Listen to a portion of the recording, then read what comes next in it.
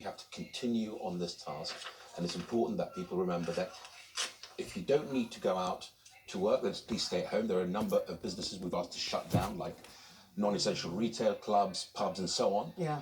If your employer can allow you to work from home, then you should be working from home, and that employer should allow you to work I don't from want to home. get into that too much because, Yes. as you've seen, there's a lot of work that we are trying to understand in terms of the ventilator numbers, which could be critical. We hope they won't be, but they could be critical some weeks down the line. Now, we don't even understand how many there are because the ministers, Matt Hancock and Robert Jenrick, were saying, even tonight, 12,000. We understand from the Department of Health there's only 8,000. And we also know that you need between 25 and 30,000. And we've heard now from expert after expert and manufacturer saying there is no way, even if you started making those now, you're going to reach the capacity you need within months. It's not going to happen in days, and it's not going to happen in that 2 to 3 week peak. Well, I've been involved, especially as the business and industry minister. I was on the call with the Prime Minister when he spoke to 60 manufacturers to say we need this additional ventilator capacity. And I have to say, the 9th largest manufacturing country in the world manufacturers really stepped up to do this. Now, what we were just hearing is actually sort of a little bit of the story, but let me just try and clear it up for you. You'll respond entirely to what Andrew Rayner said and others. Yeah. Absolutely. So there are two things. There are those like Dyson who wanted to design one afresh and make one, which they've done, which is phenomenal. Right. So let's wait a sec. Let's stick with that because they've said tonight they're going to make 10,000 ventilators. Yeah. When can we expect those to be up and running? So they're going to make 15,000. In fact, 10,000. They've had an order for 5,000 that they're going to give away, 1,000 for the UK.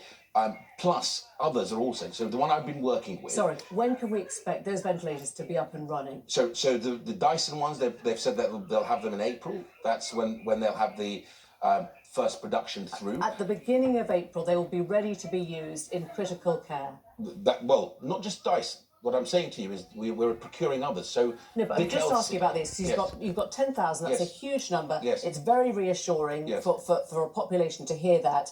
Will the Dyson ventilators be usable, for example, in the Excel Centre at the beginning of April? So all ventilators that the different consortia are working on will be usable because we're working hand in glove with the regulators to make sure they're ready. So one of the other ways you're not answering the question. You're not giving me any time frame. I'm just trying to understand. As soon as they can be made, they will be in the NHS. That's the whole thing because we're trying to do. But we've heard from Chris Whitty that the peak could come in between 2 and 3 weeks' time. So why on earth are you trying to commission ventilators that won't be there for the peak now? Right, so if you'll allow me to just, we sort of got stuck just on the Dyson announcement.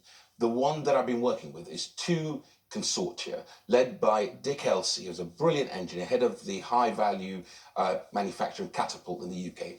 He effectively looked at 2 existing designs, one already being manufactured by a small company in the UK, and we're ramping up. That's what they want to do, is ramp up their production. What does ramp up mean? So you bring in other manufacturers, like the automotive sector, like the aerospace sector, and help. Will any of those new ventilators be ready in 2 weeks' time? That's what we're hoping. That's exactly what we're working to. That is exactly what we're working. But I'm asking because the numbers are really confused. Yes. Matt Hancock's been saying that there are 12,000. There aren't. Robert Jenrick said tonight there are 12,000. There aren't. The Department of Health is telling us there are only 8,000. So how do we know what to make of the numbers that the government's throwing out? Is.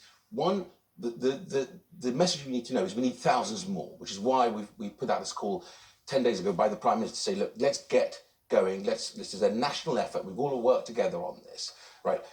The 8,000 are already in the NHS, but the NHS is also constantly procuring, which is why when you say 12,000, because that's already procured in the system, but maybe not yet actually in place.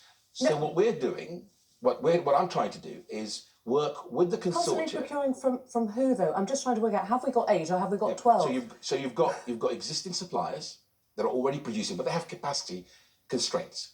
What you need then is to ramp up that capacity. That's what I'm trying to explain to you. I understand. I'm just trying to get numbers and dates. I am trying my best to try and explain to you. So what the consortia are doing are working with existing machines, existing supplies, to see whether we can ramp it up rapidly, producing 10,000 a week. That is the target. There's been a lot so we can get there as quickly as possible with this national effort. There's been a lot of talk of ramping up. We've heard about ramping up.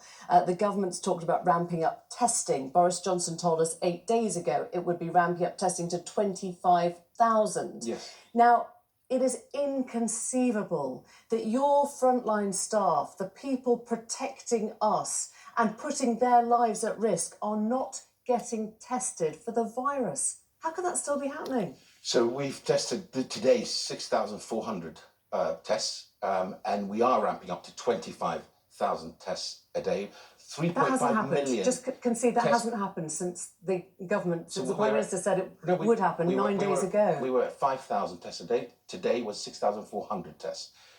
What we are doing is we have 3.5 million of the antibody tests, which are a real game changer. I don't want to talk about those. I want to talk about the NHS staff. Well, they are the critical people. These are the frontline staff. Right. Of course, we're going to make sure that they are tested, so that we make sure that, one, they are Be honest, you're not going to their get up job. to 25,000 tests a day, are you?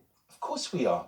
This is a national effort. Look at what happened today. 500,000 people, as of tonight, have volunteered to come and help the NHS can't to offer deliver. you tests. But what I'm saying to you is we've got 3.5 million of the antibody tests coming in. You're changing the subject. I'm I'm not sorry. changing the subject, Emily. You are, Chris because we're Whitty talking today, about NHS staff who might be isolating instead of being able to be on the front line because the government can't provide these tests. Now, if the government said we can't provide the tests, it would be one thing. The government hasn't said that. It said 9 days ago, we'll do 25,000 a day. And you've just told me you've got from 5 to 6 in the space of a week. Right, so we've got 6,400 tests today. Chris Whitty today explained that actually what we need to do is make sure we get these antibody tests in. We have to test them here, and the chief scientist said we have to test them to see whether they work, so they don't give a false reading. That's also That's important. a different and test. Then we're going to roll That's the that different out. test. Well, that's the game-changing test. Well, it isn't for the NHS staff, who are also, as you heard, using bin bags as aprons, using classroom goggles from their kids' schools. They are setting up charities to get the public to help because they haven't got protective uniform. Aren't you ashamed of that? Well, first of all, we are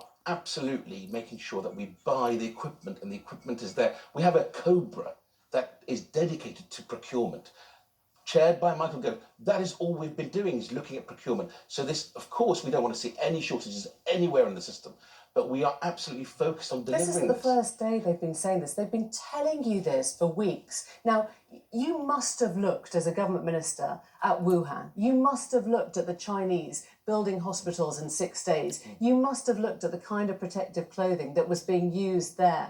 How could that not compute into something that you had to be readying here in this country months ago? And we have. This is the whole point. That you speak as if we've done nothing. We have been planning and planning and planning. We have a COBRA dedicated to procurement. I just explained that. We have Simon Stevens, who's been planning and planning and planning so the NHS can deal with it. Today, you heard from Chris Whitty, the chief medical officer, saying that the NHS can actually... He said touch and go, testing. but we'll be able to cope with this. And we've heard from Imperial College, as you've just heard Nick Mort report, that they're saying we just might be able to cope with it, but it requires Okay, a national on that effort. question, It requires of all coping, of us to pull very together briefly, rather than snipe at us. No, it's not sniping. This is our job, to ask you, the government, to explain to people on the front line why they're not getting the stuff they need. The Excel Centre is going ahead, becoming a hospital. We've seen that extraordinary turnaround now.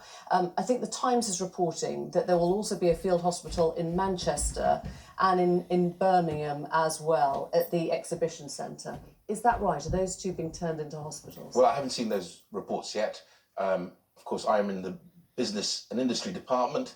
Matt Hancock will make those announcements, or the Prime Minister at the appropriate time. But the Excel Centre, as you know, is going ahead, 4,000 beds there. And if we all pull together, we can make sure that the NHS can cope, is protected, and will save lives if we all stay at home. That's the big message. Nadim Zahawi, thank you very much. My Thanks pleasure. for coming in. Roger's news timing. 2 days on.